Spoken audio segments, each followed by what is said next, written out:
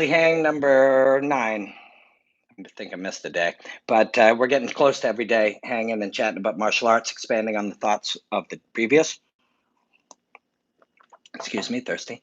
Um, so I've been talking a lot about some Bellator fights because I'm well ankle deep, knee deep, neck deep, you know, balls deep. That's what Chubb likes to say, and now everybody says it in Bellator. But of course, Tony versus Gaethje is coming up quickly. I don't yet have an opinion. And usually, I don't give a shit about my own opinion. I don't care about almost really opinions in general. I'm really interested in truth and fact and what is as best as possible. That includes my own opinion. I don't really care about my opinion on things, so I don't yet have one, or haven't drawn conclusions about fighting on islands or native land or any of these things yet, right? So, and the drama of those things is not really my specialty. My specialty is studying martial arts itself, looking for truth, looking for inspiration in it. And my friend here said his grandfather's in the ICU in South Florida with coronavirus. We're thinking of them, thinking of all the people. It's a scary time, yeah. So that's the very first comment up there. And as it relates to what I was just saying, I don't know. I'm not an expert, but I can tell you there's a lot of recommendations not to be bringing people together. But that's about as far as I'm going today on that. I'm going to talk about fight and martial arts. I'm going to start. Yesterday, I did a big piece. If you go back one in my videos, you'll see it. Um, and I'm going to recap as fast as possible, though that's also not my specialty. But I discussed the idea that during these times of stress, the stress that we're under, these black swan type events, the stress that we're under exposes weaknesses in our systems, flaws in our, whether it be governments, whether it be, politics, whether it be financial things, fucking healthcare, talk about whatever you want. And that includes this. I talk about fighting. I analyze fighting. That's what I do. I do it in search of finding truths within it that apply to other areas of life, lessons about life itself by studying. A lot of people study music for the same reason. A lot of people study art for the same reason, to go in and find the truths about humanity and gratefulness and fear and anxiety and all those things. That's the trip I'm on. To do that appropriately, you have to deconstruct some of the things we believe we already know. And when we look at Tony versus Justin Gaethje, what we try to discuss, or we talk about Khabib, what we try to discuss is things in the way that we've always discussed them. Here's the flaw. Tony's got the best elbows in the game. These two guys are action fighters. This guy's got the unbelievable guard, but he never gets taken down. All of that shit is not true right now, because it's basically never true, but sometimes it's closer to truth than it is today. And what am I talking about? Nobody is anything. This guy's got crazy knockout, and I talked about this a lot more yesterday. I'm just recapping. This guy's got crazy knockout power. This guy's got all kinds of endurance. That's not true. They weren't born that way. These things are created. How are they created? Through effort, training, preparation, study, knowledge, improvement, learning, more improvement, etc., etc. You are a result. The moments in the cage are a result of all the moments of your life, and then filtered through the moments of the last number of months, then weeks, then days, then hours, as you armor yourself up to be able to express yourself this way on this night, that way. And so, in other words, you're a result of your preparation.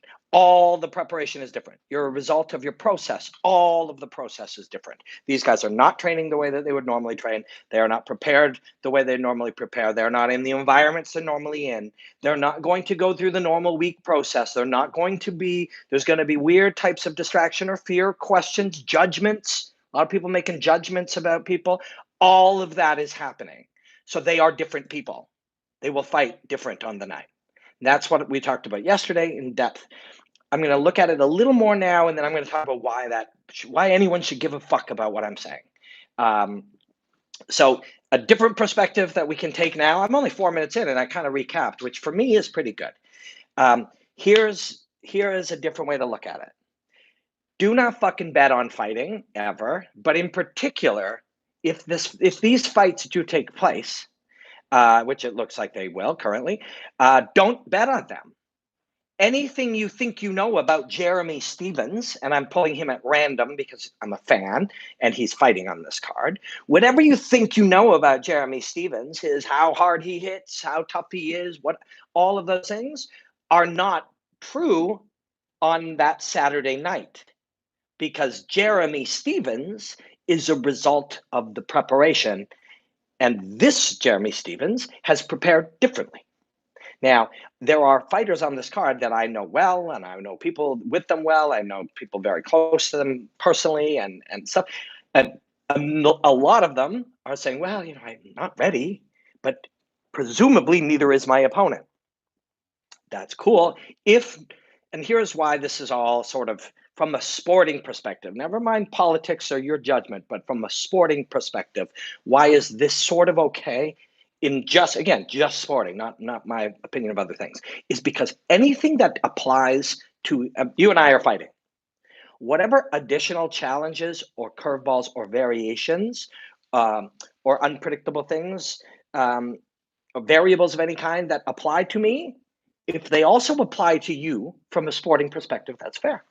We're both going to be in that cage. We both have 5 minutes with a 1 minute break. We both are living in a world of quarantine. We both have, judgment from and concern from our family. So yes, my wife and the people close to me is like, should you be doing this? And we're really worried. He has to deal with those things as well, right? So again, this is not my opinion of whether or not this should happen. This is strictly from my specialty, which is studying martial arts and fighting. They have the same challenges. However, that doesn't mean they process them evenly. That doesn't mean neither one is experienced at dealing with global pandemics. So I'm just taking any fighter. Let's take Gaethje and Tony, two brilliant martial artists. And neither one has experience dealing with global pandemics or government shutdowns or any of these things. Neither. So one will be better than the other based on other experiences in their life, the people around them, their own unique filter through which they see the world. All of these things will allow somebody in that equation to handle this better. That's outside even of who lives with their best friend who's also a high-level fighter. Either of these guys. Justin Gaethje talked about having Drew Dober, a great combat artist in his own right, to be able to train with daily. That's great. Who's Tony had doesn't matter. They're both a little crazy, because that's a wonderful thing about people is we're all a little crazy. Whose particular brand of crazy helps them gain more through this challenging process than the other? These variables are entirely unknown. But what they do, and so Mr. Orange said, who's mentally stronger? I talked about that at length yesterday as well. But mental strength, as will be told to you by any expert, and as well as, fucking Navy SEALs and people who are the strongest, that is also a result of preparation. And I used a Matt Brown story yesterday of speaking to Matt Brown about it, one of the guys who's always performed as a mentally incredibly strong guy. It is a result of challenging yourself and overcoming things and pushing your boundaries and pushing yourself to your own mental and physical and physiological limits so that you armor up your emotion and your mind, right? Neither guy's been able to do that the way they normally do. So which one has the ability to do that innately based on their life experience? I feel both are special in that way. So, one or the other. But so when I say don't bet on fighting, we never know about any of these things. The things, so, and this is something I was thinking about, and I've heard about this idea a lot. We don't talk about things because they're important. We often think they're important because there's something we can talk about. Do you know what I'm saying? So, for example, if we don't know anything about fighting, in the early days of journalism around fighting, 19 out of 20 were not fighters. Now it's probably still 19 out of 20, but there's different bits of information that have been gained for good and for bad in that process. In the beginning, as people who were never athletes or martial artists, they would talk extensively about rankings, about title shots, and about, what's next for this guy, who deserves what. That's a very pro wrestling conversation. We thought that was important because we talked about it, but it's not important at all. Title shots, rankings, again, right now, and that's not to a detriment, and that's not an insult. That's not a criticism. All of that shit, belts, titles, rankings, you know, Twitter beefs, all of that stuff exists only to support the important stuff, which are the moments of combat when two brilliant human beings come together in these moments that they'll never get back. That's what matters. That's always been what matters. Humans will train a lifetime, men and women will train a lifetime and then come together in these moments that they will win or lose, come through or not come through, be pushed to limits, will learn things through their physical sacrifice of their lives and their risk at the time, right? That's what's important. A gold belt or a silver belt or a gem on a thing or a walkout t-shirt or a Twitter beef is not. These things are only there for the purpose of, if you don't know much about martial arts, to keep you there long enough, hopefully, until you do, right? That's what matters. So none of this shit has ever mattered, and it never will. And but we think it does, and because we can talk about it, we think it's important. And it's not important just because we can talk about it, but we look at that. We sort of push things in that direction. What is important is the human being Justin Gaethje, this incredibly special human being who is, and everybody that he's worked with and what he's developed himself into in that moment will fight Tony Ferguson.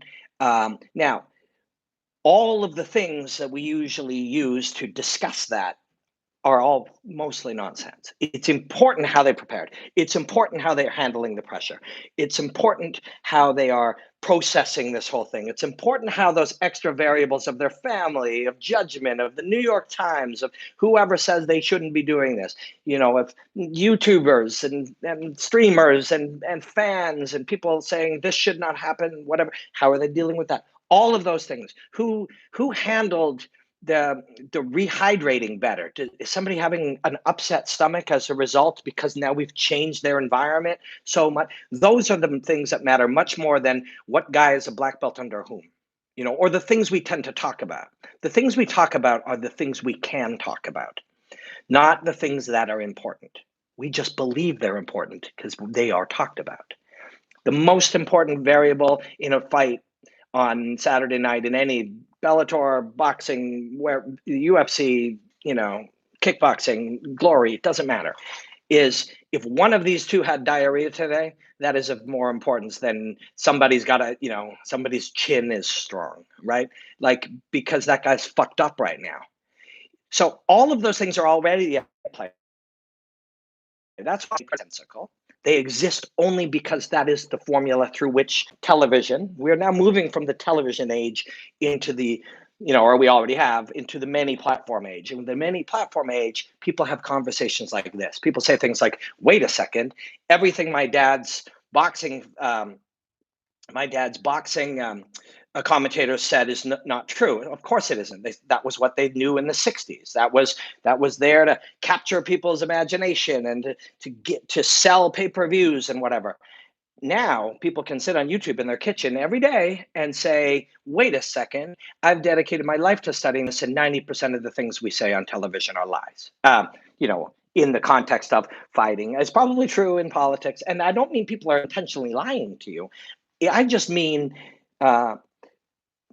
so I'm sure somebody, never mind. There's sometimes people put stuff up on the bottom and it's actually scary or funny or freaky or whatever. And one caught me for just a second, but I'm not even going to give it the attention it deserves. But it was good. You did distract me with something. But yeah, we just do that.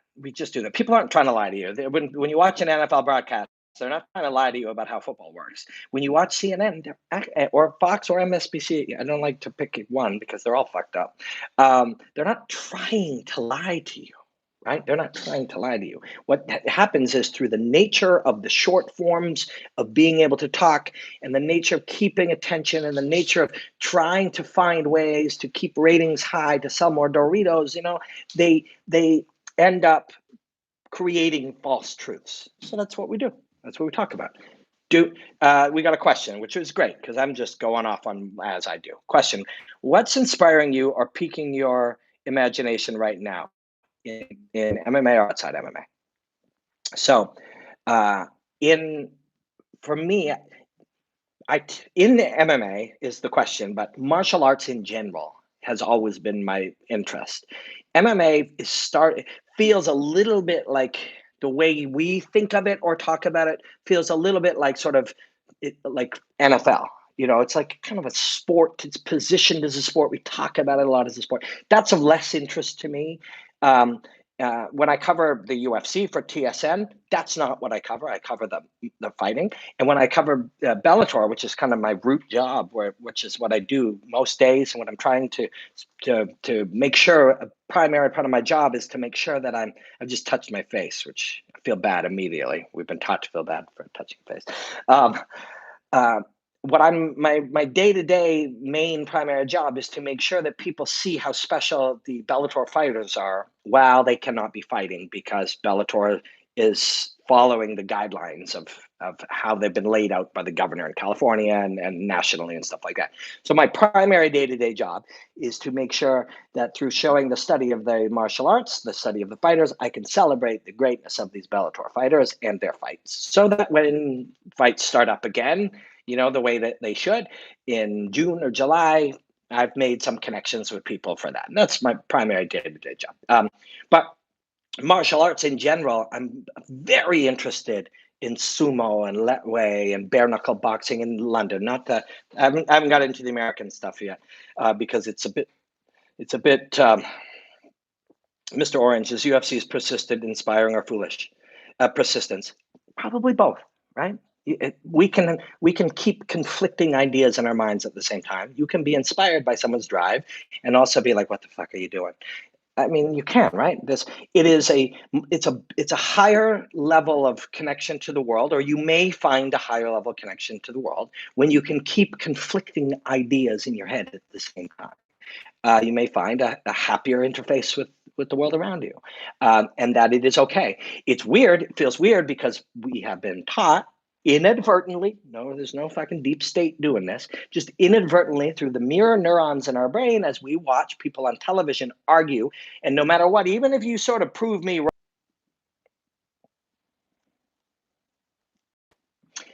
I was cut there for a moment. Forgive me. A lot of the behaviors that we see day to day that we imitate are very dangerous to our thinking. That idea that you defend an idea at all costs, even though you really have no specialized knowledge on it, you just heard it on TV.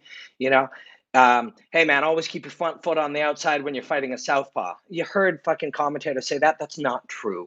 Right? High level fighters don't follow that. That's something you learn in fucking month 6 of fighting. If you've been fighting for 10 years, you don't follow that truth. You believe it to be true, and you may argue with me about it. You may argue with me about it because you've been taught to do that. But if you can keep that in your mind, you're like, wait a second, keep your front foot on the outside against the southpaw. Why? Well, that's that. But wait a second, it's not true? How can it not be true? Oh, because if you believe it's true, then I can exploit that from you as through strategy. If you can keep those two ideas in your mind at the same time, it's true for novices. It gives you a base to understand it, but it becomes untrue when you become good enough to take advantage of the other guy who's now I know how he's going to behave. He wants his foot on the outside. Um, I'm fighting a southpaw. That's you. Your strong left hand is the big thing. You put your foot on the outside, and I start offering you my head. Why? Because I want you to throw your left hand. Why? Because I'm setting a trap to counter you with my right hand. Simple as that. Your belief that that's true is how I take advantage of you. And once you're able to keep these conflicting ideas in your head, all of a sudden, your thoughts are not dominated by these untruths. These narratives that are created end up dominating your thinking. If I ask you to tell me something about Gaethje versus Tony, you'll tell me about title shots, you'll tell me about cardio, or you'll tell me about. I get asked the same 900 questions. I'm not judging anybody, or the same 9 questions about any fight through 900 people. I'm not judging anyone. It's nobody's fault. These narratives get created, these paradigms where you have to think within them because you're taught to think within them. The idea of thinking outside the box is so rare that we celebrate it. It shouldn't be rare, and we shouldn't celebrate it. Just fuck the box.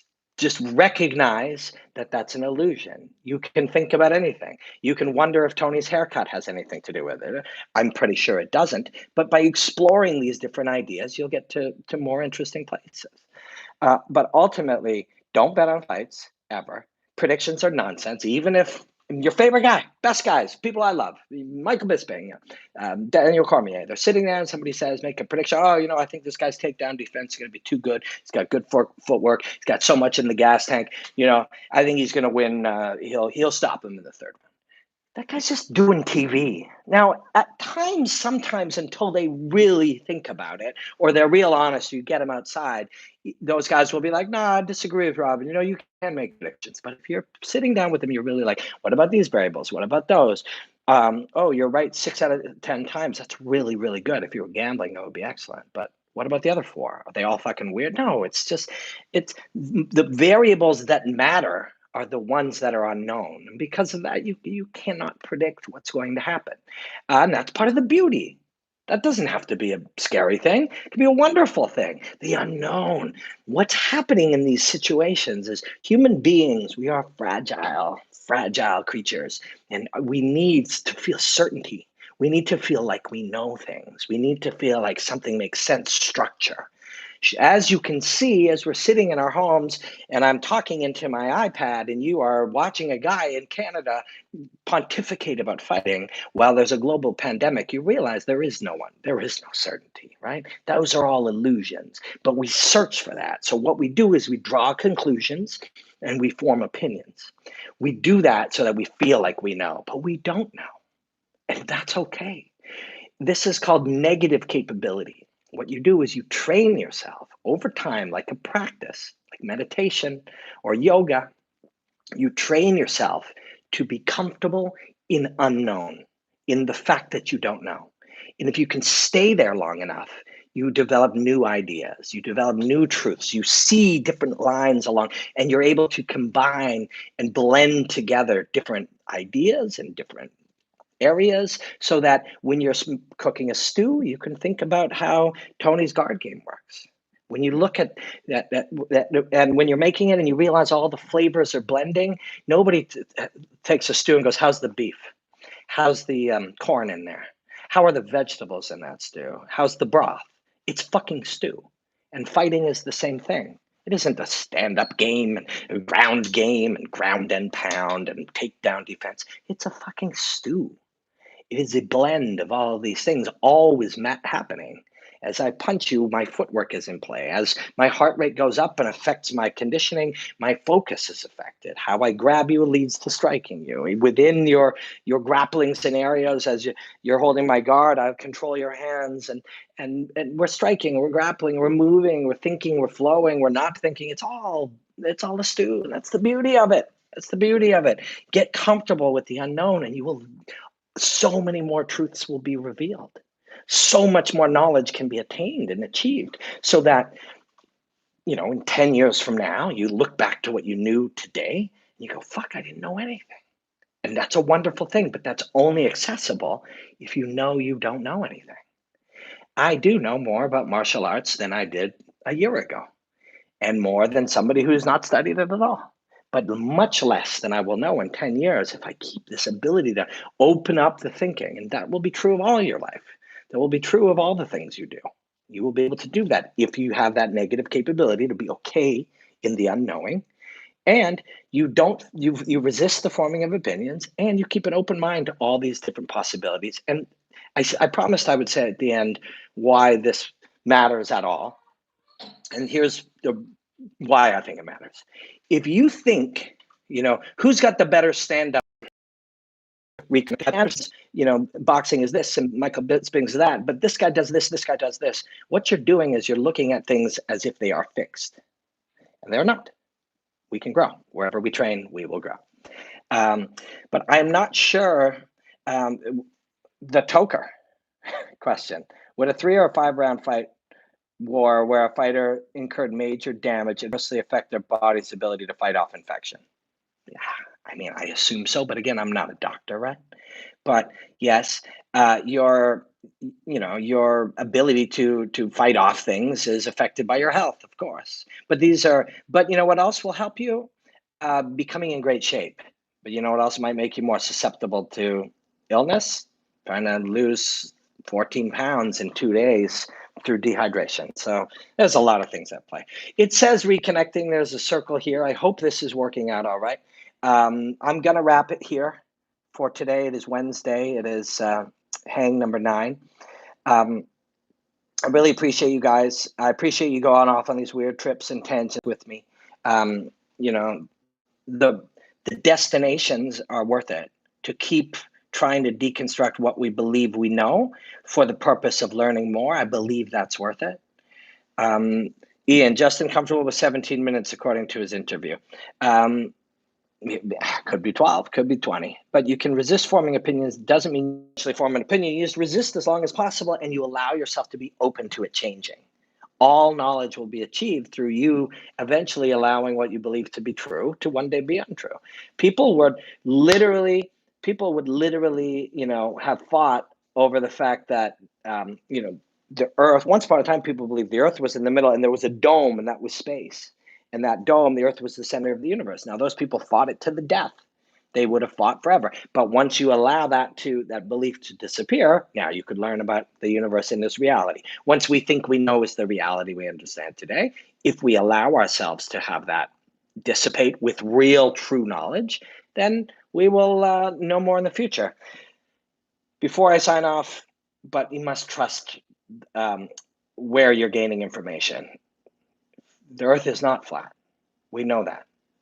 The fact that some people believe the Earth is flat is an illustration of how we can be confused. I think there's real power in that, to be able to go back and look and go, for a long time, humans have known how that the Earth is round and how it works. The fact that you can convince somebody and they will defend it to the death. They'll be like, Robin Black, you don't know, man, deep state. That's a powerful thing. It shows you how easy we are to be manipulated, right? So you just got to question things, and you got to look for real science, and you got to search to learn, and you got to learn, be ready to be wrong. Robin Black, please do a FaceTime interview with Logan Storley. I shall sometime, for sure. Anonymous Dude 123, you made a fan out of me with Vadim Nemkov. Awesome. I want to know how Bader will deal with those debilitating leg kicks.